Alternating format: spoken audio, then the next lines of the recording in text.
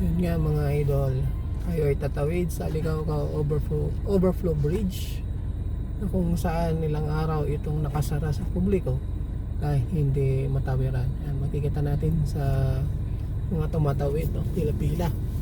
So tayo din na nakapila going inner Kawayan tayo ngayong hapon.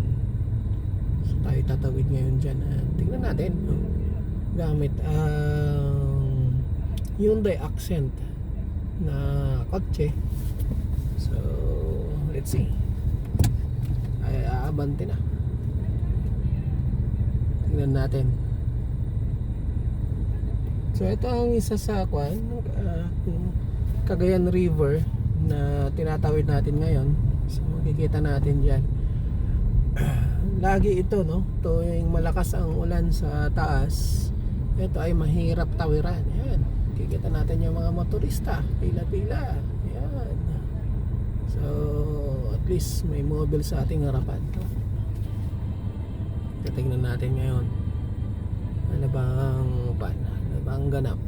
So kaya ng Vios, kaya ng Mirage na tumawid, kayang-kaya din naman nitong Hyundai Accent. Ito naman ay 1.6 ang kanyang engine. So kikita natin na kaya nito. So, motorista pa rin sumisingit, gustong mauna.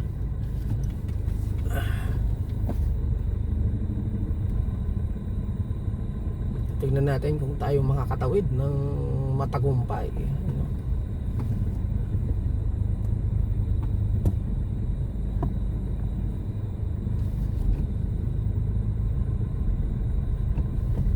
So tayo mananatili sa first or second gear. Pero hindi naman siya ganun kalalim. Carry bells lang, no? Kung itong trike hanggang doon sa hindi pa abot sa kanyang tambutso, marahil hindi naman masyadong nagkakalayo sa uy, medyo inaabot konti. So yun, ramdam natin hanggang kalahati ng gulong. So pag ganito, babad natin ang gas, clutch ang ating papaganahin para hindi siya makahigop sa kanyang tambutso kung sakali man na abutan sa kanyang tambutso. So ngayon naka-clutch tayo ngayon. So ang RPM natin almost 2. So medyo malalim tong bandang ito, hindi gaya dun sa una nating pinasukan na medyo mababaw.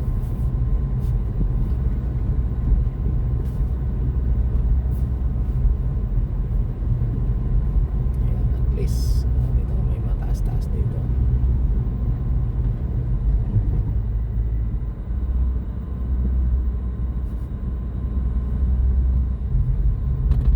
Ayun, malapit na tayo. Paglabas natin, Ligaw-Gaw na ito. At forest region ng kabila nito. So ayun, matagumpay tayong nakatawid dito sa overflow bridge na ito.